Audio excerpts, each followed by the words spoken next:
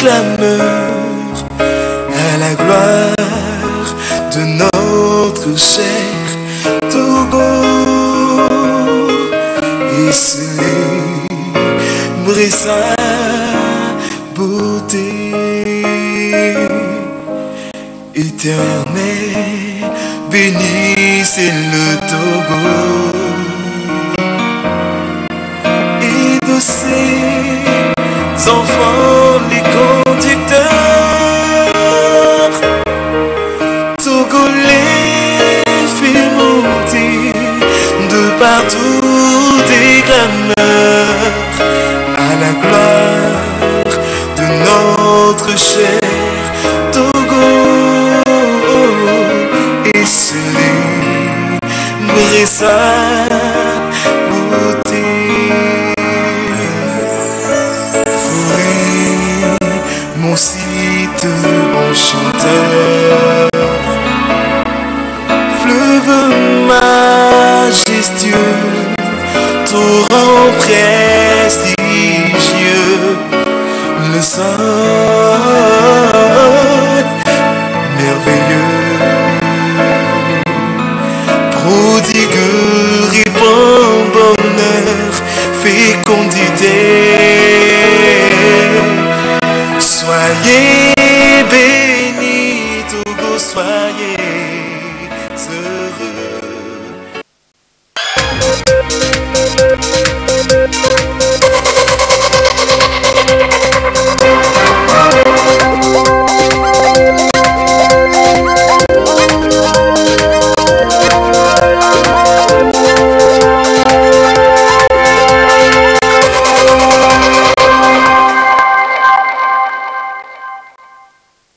Il est l'heure du journal sur la chaîne première. Merci de nous y rejoindre et voici les titres de cette édition.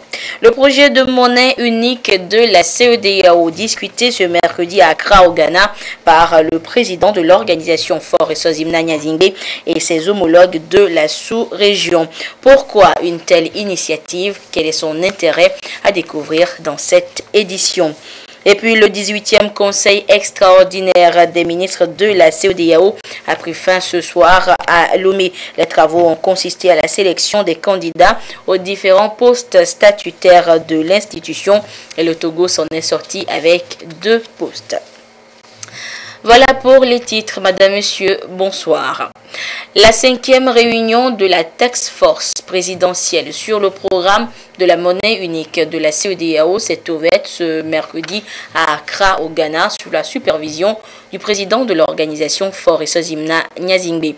La rencontre doit permettre d'adopter une feuille de route pour accélérer le processus de création de cette monnaie unique d'ici à l'horizon 2020.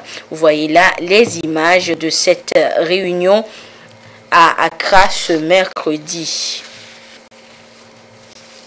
Nous reviendrons en détail sur cette 5e réunion de la Task Force pour la création de la monnaie unique dans l'espace CEDEAO dans nos prochaines éditions. Les chefs de l'État vont donc examiner la nouvelle feuille de route élaborée par le Collège des experts commis à cet effet lors de la 52e session ordinaire des chefs d'État et de gouvernement à Abuja en janvier dernier. Quel est alors l'avantage de cette monnaie pour l'ensemble de la sous-région? Quels sont les terrains à aplanier pour y arriver et surtout l'intérêt? Quel est l'intérêt de cette initiative? Les réponses dans ce dossier de Augustin Kossi. La création d'une monnaie unique au sein de la communauté économique des États de l'Afrique de l'Ouest CEDEAO à l'horizon 2020, la voie se balise et les choses se précisent. Une monnaie commune qui permettra de renforcer la stabilité financière et de change de la région et la mise en commun des réserves, ce qui aura pour corollaire l'ajustement et la sauvegarde de la compétitivité de l'économie de la CEDEAO en fonction de l'évolution des grandes devises. La nomenclature de la feuille de route devant accélérer ce processus a fait l'objet d'une série de rencontres des chefs d'État de la CEDEAO. Un comité des dirigeants de la CEDEAO a été créé pour étudier les modalités de la création de la monnaie unique. Et la 5e réunion de la Task Force présidentielle sur le programme de la monnaie unique s'est tenue ce jour à Accra, au Ghana en présence du chef de l'État Faure Essozi-Mnanya Singbe, président en exercice de la CEDEAO. Ces chefs d'État réunis au sein de la task force présidentielle auront la responsabilité de définir le calendrier de l'avènement de l'ECO, la monnaie unique aux 15 États de l'Afrique de l'Ouest d'ici à 2020. Un espace caractérisé actuellement par la coexistence de plusieurs monnaies. Si les 8 États de l'UEMOA dont le Togo ont en commun le franc CFA, la Gambie, le Ghana, le Libéria, la Guinée, le Nigeria, la Sierra Leone et le Cap-Vert ont chacun leur monnaie. Ce qui fait un total de 8 monnaies pour 15 pays avec une population d'environ 350 millions d'habitants. Est-ce que ce projet de monnaie unique sera-t-il avantageux à tous ces États? Le PIB du Nigeria représente à lui seul, selon certains experts économiques, les 2 tiers du PIB de la région CEDEAO. Et plus encore, la crise pétrolière de 2014 a entraîné une poussée d'inflation au Nigeria avec à la clé la chute de sa monnaie et celle du Ghana. Mettre en place une monnaie commune dans ces conditions ne nécessiterait-il pas un rapprochement des économies des pays concernés? On parle alors de la convergence des monnaies. L'harmonisation des politiques monétaires n'étant pas faite depuis quelques années, les 15 États accepteraient-ils de respecter les différents critères exigés? Quoi qu'il en soit, la question qui demeure reste de savoir si la convergence est un objectif ou une condition nécessaire à la mise en place d'une zone monétaire unique pour l'espace communautaire. En effet, l'idée de la création de cette monnaie commune a pris corps depuis 1980. Le projet fut relancé en 2000, puis réactivé lors de la 52e session ordinaire de la conférence des chefs d'État et de gouvernement de la CEDEAO à Abuja en janvier dernier. À Accra, le processus va connaître un nouveau coup d'accélérateur. Les sceptiques et les optimistes vont trouver intérêt d'entente pour la création de la nouvelle monnaie pour la CEDEAO en 2020.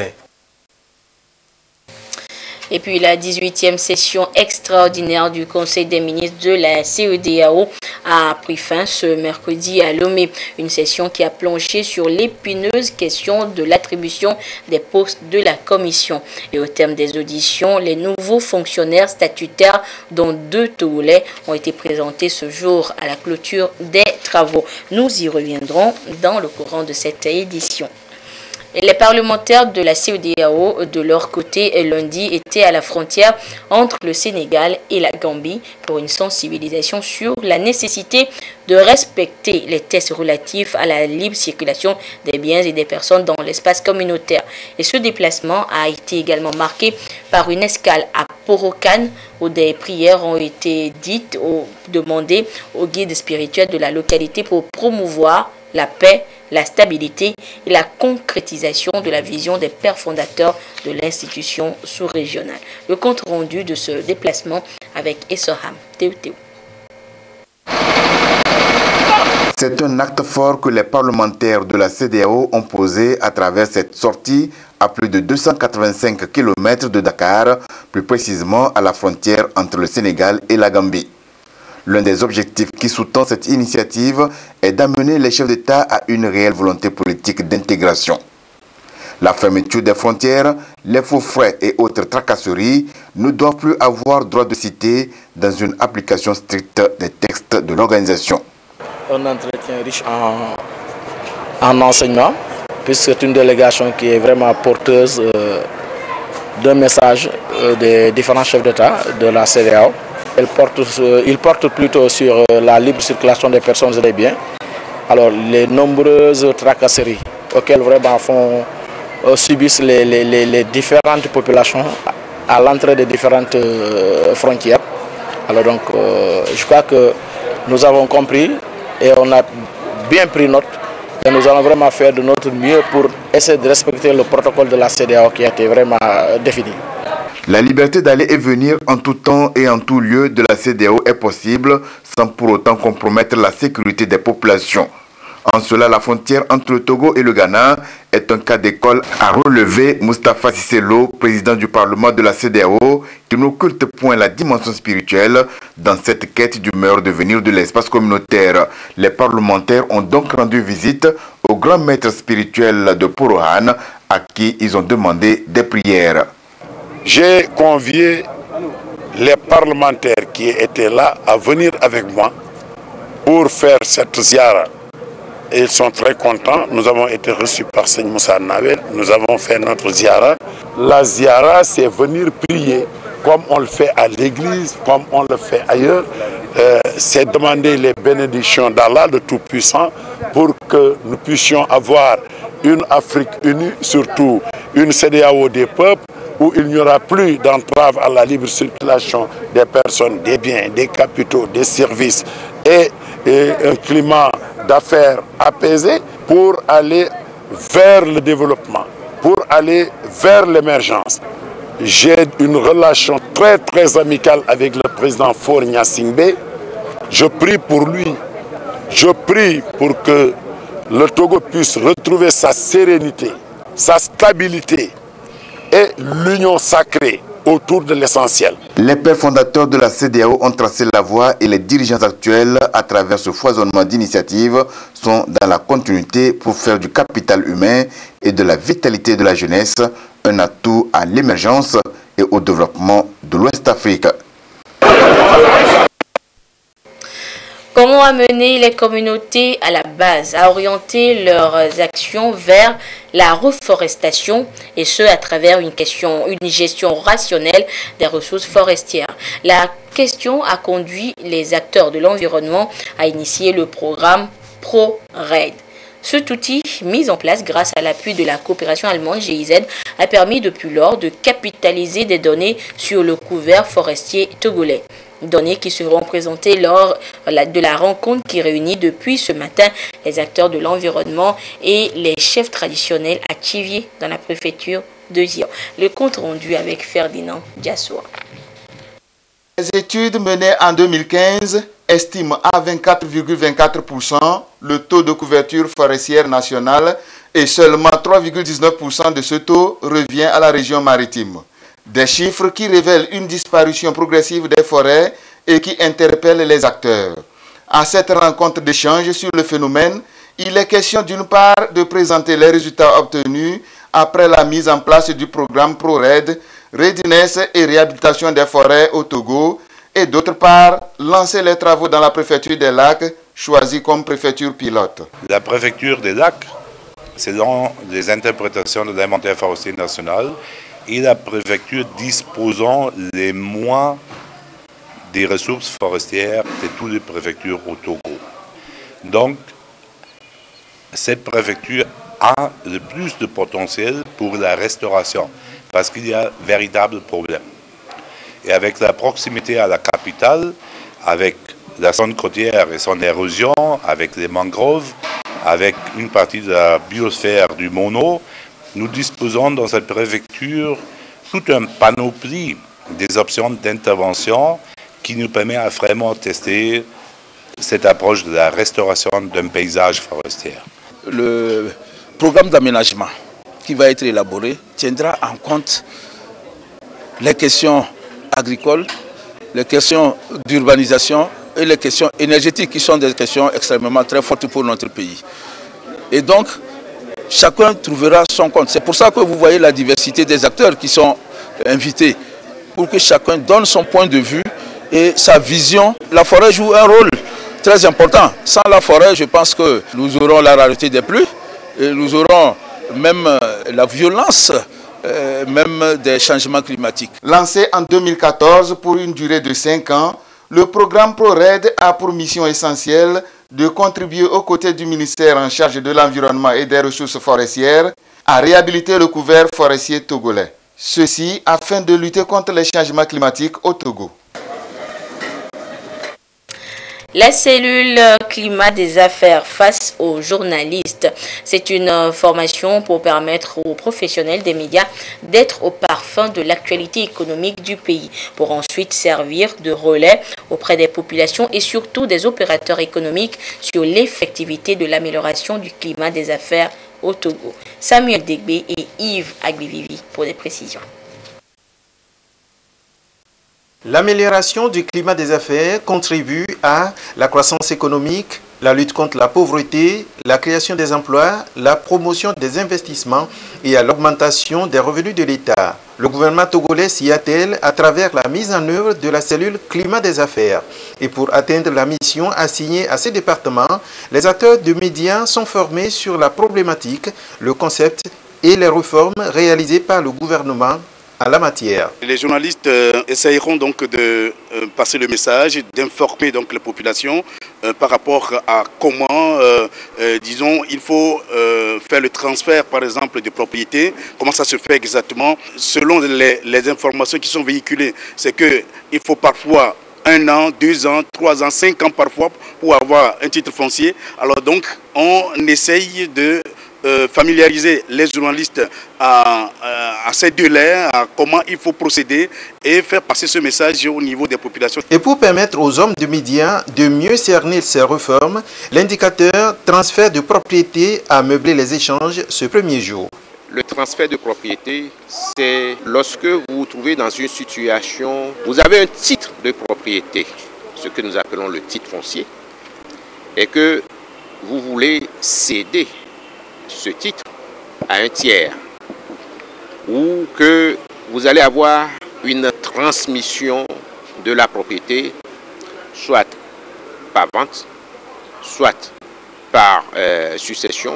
Et donc, le notaire, lorsqu'il s'agit de faire une vente d'un bien déjà immatriculé, intervient nécessairement. Et donc, notre rôle a consisté à accompagner les autorités, et notamment aujourd'hui la cellule de climat des affaires, pour pouvoir voir quels sont les points où on a des difficultés et autres, et arriver à lever ces obstacles. Lorsque un acquéreur vient acheter un terrain avec un titre foncier, nous devons nous comprendre dans ce sens qu'il s'agit d'un terrain qui a déjà un titre foncier. Ce n'est pas pour une nouvelle création, ni un morcellement. Lorsqu'il acquiert, il va vers un notaire pour faire le nécessaire. Lorsque, après enregistrement des opérations de l'acte, il vient déposer l'acte à la DADC pour les opérations de mutation totale sur le titre foncier. Puisque le titre foncier créé existe dans nos livres fonciers. Nous allons vérifier, voir, est-ce que celui-là qui achète à la majorité qui s'impose est capable. Nous allons également vérifier surtout le nom du propriétaire qui vend. Est-ce que c'est le bon propriétaire ou c'est quelqu'un d'autre qui veut voler le terrain d'autrui pour vendre? Des actions urgentes sont recommandées pour relever les défis liés au transfert de propriété. Elles vont de la création d'un guichet unique dédié au transfert de propriété à la réduction des coûts et délais de création des titres, en passant par l'accélération du projet de numérisation des titres. Les plateformes multifonctionnelles ont été mises en place au Togo il y a plus de 6 ans. C'est un programme du gouvernement togolais exécuté avec l'appui du PNUD et qui a pour mission de mettre à la disposition des couches vulnérables de l'énergie, des moulins et autres infrastructures de base pour l'amélioration de leurs conditions de vie et de travail. C'est dans ce sens qu'à Yoto Kopé, dans la préfecture de Yoto, des groupements de femmes et d'hommes ont eu accès à ce dispositif qui leur permettra désormais dégrainer, vanner ou moudre les graines issues de leurs productions agricoles. Augustin Kossi nous en dit plus. Ils sont les groupements bénéficiaires de la plateforme multifonctionnelle de Yotokopé dans le canton d'Akhépé. Ils se sont regroupés en l'Union des producteurs agricoles à Sinécé et c'est ici, dans ce local, qu'est installée leur plateforme il y a 3 ans. Un dispositif de transformation des produits agricoles aux multiples fonctionnalités. Du moulin à la décortiqueuse de riz, en passant par le malexeur de noix de palme et de la meuleuse d'angle, la mise en place du dispositif a littéralement influé sur les revenus des bénéficiaires. Avec l'arrivée des plateformes multifonctionnelles, nos enfants peuvent apprendre leurs leçons au lieu de nous aider à malaxer les noix. Nous avons pu aussi augmenter nos surfaces cultivables. Le dispositif fonctionne à partir d'un alternateur et facilite aussi l'accès des populations aux services énergétiques de base. Ils ont réussi à instaurer un système de gestion efficace pour maximiser les profits. Un comité de gestion a été mis sur pied et fonctionne avec l'appui de l'agent de relais local, l'ONG Partage, Action, Synergie pour le développement PACID. Notre travail, c'est de les aider avec les stratégies bien déterminées pour que toute la population puisse amener tout ce qu'il a comme travail sur la plateforme et aussi développer les activités génératives de revenus à travers la plateforme. Nous avons vu une implication de tout le monde, tous les membres du groupement, même il y a certains qui ne sont pas dans le groupement, mais qui viennent pour aider les membres du groupement pour faire le travail, pour nous réussir. En 2013, quand la plateforme est venue, on s'est organisé pour la gestion. Bon, à travers la plateforme, on voit que surtout au niveau des noix de palme, les noix de palme, si les femmes travaillent avec les noix de palme, les noix, le reste maintenant, on voit qu'on peut faire tout et tout pour utiliser ça aussi. Et on a vu qu'on peut trouver des machines qui peuvent presser les noix. On a encore installé une autre machine à ARP. On a encore créé des caisses, des petites caisses. Et à travers ces caisses-là, surtout les femmes peuvent faire des prêts là-bas pour leur activité. Même les engrais, on est organisé pour tout ça là. Donc on remercie beaucoup le président Faure. ARP, à environ une quarantaine de kilomètres de là, les noix de palme sont concassées et transformées sur place en huile blanche. Ici, c'est toute une unité de production qui se crée et qui génère déjà de l'emploi. L'huile, une fois fabriquée, est commercialisée. Une autre partie sert à produire également du savon. Avec le bénéfice, nous arrivons à subvenir aux besoins de nos familles, notamment la scolarité de nos enfants et les soins de santé. Les résidus issus des transformations servent aussi de son à cette bergerie appartenant également au groupement ASINEC. Progressivement, le programme national de développement des plateformes multifonctionnelles répond à la nécessité de créer des emplois et des activités génératrices de revenus aux couches vulnérables.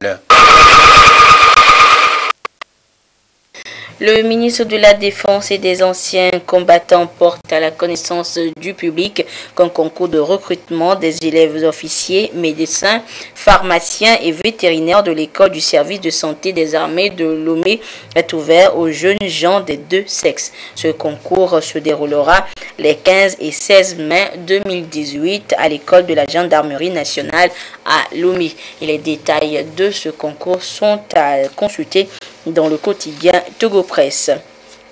Et dans un autre communiqué, le ministre de la Défense et des anciens combattants porte à la connaissance des candidats dont les noms sont à découvrir dans le quotidien Togo Presse qui sont retenus à l'issue des tests de présélection pour passer les concours d'entrée dans les écoles de formation d'officiers en France. Session 2018 prévue les 6, 7 et 8 mars 2018 à l'école de service de santé des armées de Lomé et Salles à Lomé.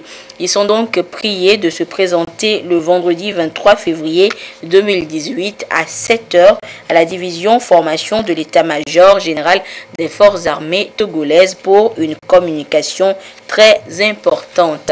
Et ces candidats donc retenus peuvent découvrir leur nom dans le quotidien Togo Presse. Hors du Togo, en bref, au Nigeria, le spectre d'un nouveau Chibok et la crainte d'un nouvel enlèvement par Boko Haram plane. Lundi, une école de filles dans le nord-est du pays a été attaquée par la secte djihadiste. Aujourd'hui, plusieurs dizaines d'élèves manqueraient toujours à l'appel. Elles seraient 111 au total.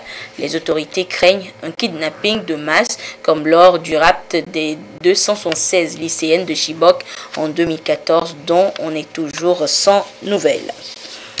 Près de 450 migrants ont été secourus lundi dernier par les gardes-côtes libyens dans 2 opérations distinctes alors qu'ils dérivaient au large des côtes ouest. Et comme depuis plusieurs mois, le scénario est toujours le même. Des dizaines de migrants entassés dans des embarcations de fortune dont les moteurs étaient tombés en panne. Le compte rendu avec Dédé Koussao et Dodo Wari. Dans la nuit du 19 février, près de 450 migrants ont été secourus au large des côtes libyennes. Hommes, femmes et enfants ont été sauvés par des gardes-côtes libyens dans 2 opérations distinctes alors qu'ils dérivaient au large des côtes. Ces migrants clandestins se trouvaient à bord de 2 bateaux pneumatiques dont les moteurs étaient tombés en panne. Parmi eux se trouvaient notamment des citoyens tchadiens, nigériens, maliens, libyens et ivoiriens. L'opération de sauvetage s'est déroulée à environ 13 km du nord de Zaoura, une ville côtière proche de la frontière avec la Tunisie. Quelques 117 migrants ont été sauvés en mer à bord d'une petite embarcation aperçue par les gardes-côtes. Nous sommes arrivés sur place et l'embarcation est arrivée 1 heure plus tard avec à bord 117 migrants, dont 110 hommes, 5 femmes et 2 enfants de moins d'1 an. L'autre opération de sauvetage s'est déroulée au large de la ville de Zawiya, située à 45 km de l'ouest de Tripoli, où d'autres migrants ont été ramenés vers la capitale. Aucun détail n'a été donné sur le point de départ des embarcations, mais les passeurs organisent généralement les départs depuis l'ouest de la Libye à destination de l'Italie au risque d'un naufrage meurtrier. Retour en page nationale pour vous signaler que la rentrée académique à l'Institut national de formation agricole INFA de Tové, c'était lundi dernier. Les futurs techniciens agricoles ont repris le chemin des salles de cours et des terrains d'expérimentation pour le bonheur des agriculteurs. Dodo Wari. Pour cette année 2018, l'Institut national de formation agricole INFA de Tové accueille plus de 400 étudiants, anciens comme nouveaux, qui vont acquérir des connaissances théoriques et pratiques dans les domaines de l'agriculture, de l'élevage, du forestier et du génie rural. À cette rentrée académique, ces étudiants échangent avec les responsables de l'Institut pour une année scolaire bien réussie. Cette année académique 2018-2019 sous le signe de la solidarité, nous voulons œuvrer en telle sorte qu'il y ait ce mixage, cette entente entre les autorités et l'INFA de Tové. Nous demandons aux uns et aux autres de nous appuyer, parce qu'on a besoin d'un plus petit que soi, de nous appuyer afin que les étudiants qui seront formés à l'INFA de Tové soient des produits sûrs. Et lorsqu'on les envoie dans un champ, qu'ils ne manquent pas d'être dans la conduite technique de l'opération qu'ils veulent faire. L'INFA de Tové est un établissement qui forme les cadres moyens directement en contact avec les communautés à la base, notamment les producteurs ou les exploitants agricoles. Il forme chaque année des techniciens agricoles, des techniciens supérieurs agricoles et apporte un appui pédagogique aux groupements de producteurs et aux institutions de formation agro-pastorale. Les différentes autorités présentes ont invité ces apprenants à plus d'engagement pour redynamiser davantage le secteur agricole au Togo. Les établissements scolaires des préfectures d'Assoli et de Tchaoudjo reçoivent un coup de pouce en matériel scolaire. 200 tables bancs qui leur viennent des mains du commissaire des impôts et Sawavana Adoui. La marque Wodjona pour le coup. Le CG Purkuflumde est situé à l'est de la préfecture de Tchaoudjo dans le canton de Katamara. Il est l'un des jeunes établissements qui nécessitent de soutien en matière de matériel pour mettre les apprenants et le corps enseignant dans de bonnes conditions de travail. Ce don de 200 tables bancs est reparti entre la préfecture d'Assoli et Tchaoudjo. 150 tables bancs pour 7 établissements nécessiteux de la préfecture de Tchaoudjo dont le CG Purkuflumde. C'est une œuvre du commissaire des impôts au nom du chef de l'État. La jeunesse constitue la relève de demain. Alors pour jouer sa partition, elle doit être bien éduquée. Pour qu'elle soit bien éduquée, il faut qu'elle soit bien installée. Alors au niveau de la préfecture de Tchaoudjo, avec la complicité du préfet et du directeur régional de l'éducation, 7 établissements, dont 5 écoles primaires et 2 CG, ont été identifiés comme étant des établissements qui sont dans l'extrême nécessité en ce qui concerne les tables bancs. Et c'est l'autorité suprême, notre chef de l'État, le chef de l'État qui nous a dépêchés pour venir remettre un lot de 200 tables bancs à ces établissements pour permettre aux enfants de se mettre à l'aise afin qu'ils puissent bien travailler et espérer de bons résultats en fin d'année. Les responsables en charge de l'éducation dans la région centrale remercient les donateurs. Nous remercions le chef de l'État qui a mis à notre disposition ce lot important de tables bancs pour 7 de nos établissements qui sont dans l'urgence, qui sont vraiment dans le besoin. Merci au chef de l'État et nous le rassurons que bon usage sera fait de ces tables bancs. Le CG pour Koufloumdé est créé il y a 3 ans.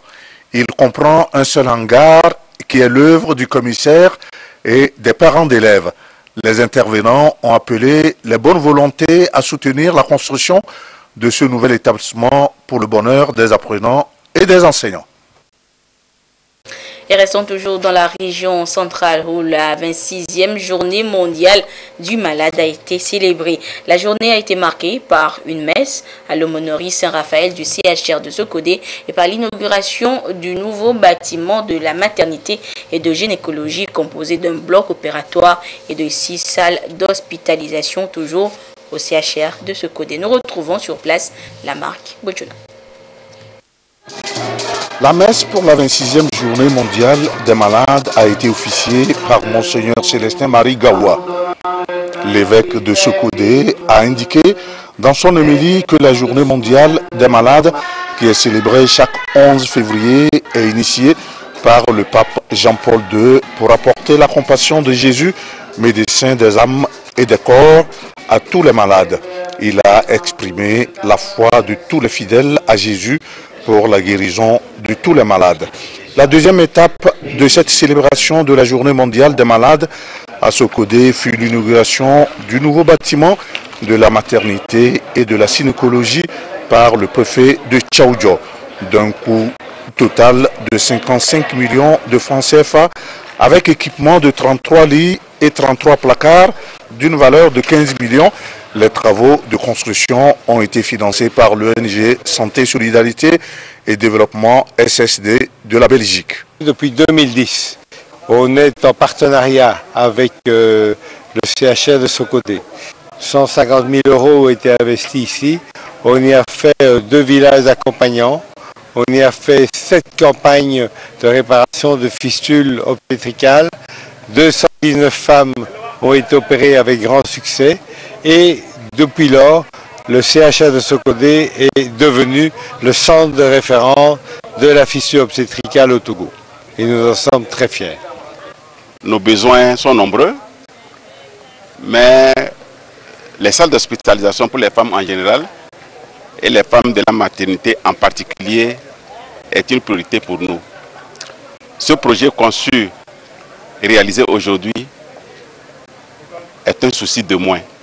Aujourd'hui, les femmes qui viendront pour accoucher seront dans les conditions optimales de satisfaction. C'est l'occasion de remercier l'ONG Solidarité Santé Développement. Le préfet de Tchaoudjo a remercié l'ONG SSD pour ses multiples actions en faveur de la santé de la population. Le colonel Mompio Matiendou a indiqué que la construction et l'équipement du nouveau bâtiment vient en appui à la politique du chef de l'État en matière de la santé maternelle. Et puis sport football pour terminer, l'AS Togo-Port s'est qualifié pour le second tour des éliminatoires de la Ligue africaine des champions et affrontera Al-Hilal du Soudan. Elle a battu AC Léopard de Dolisie du Congo par 4 tirs à 3 après la parité sur l'ensemble des 2 matchs. 2-1 à l'aller comme au retour. Et c'était cet après-midi au stade municipal de Lomé. Suivons les buts dans cet extrait. Pour Dimitri, le centre, attention, et c'est l'égalisation. Claude, nous le disions, égalisation à la 27e minute de cette seconde période. Ça a été joué très calmement et c'est un froid qui est jeté sur le stade. Azozo sur le ballon. Va-t-il décomposer? Il va mettre directement. Soulevé. Attention. Goal! Le deuxième but togolais, marqué par le capitaine, qui s'est démarré au-dessus de toute la défense. Depuis Géant Lomé, le 21 février, le chrono est remis à 0. Et tout va se jouer donc. Tout de suite. Le tir. Eh oui, dedans. Nazozo calmement. Eh oui. Va bien. Eh oui. Et Kromega, calmement. Rosabaki. Et c'est dedans. Et c'est dedans pour le Togo. Le Togo qui se qualifie donc pour le second tour. Eh oui. On ne s'y attendait pas. Quel renversement. Et voilà, c'est sur cette victoire de l'AS Togo-Port que se referme cette édition. Merci de votre fidélité à la télévision togolaise. Excellente suite de nos programmes. Au revoir.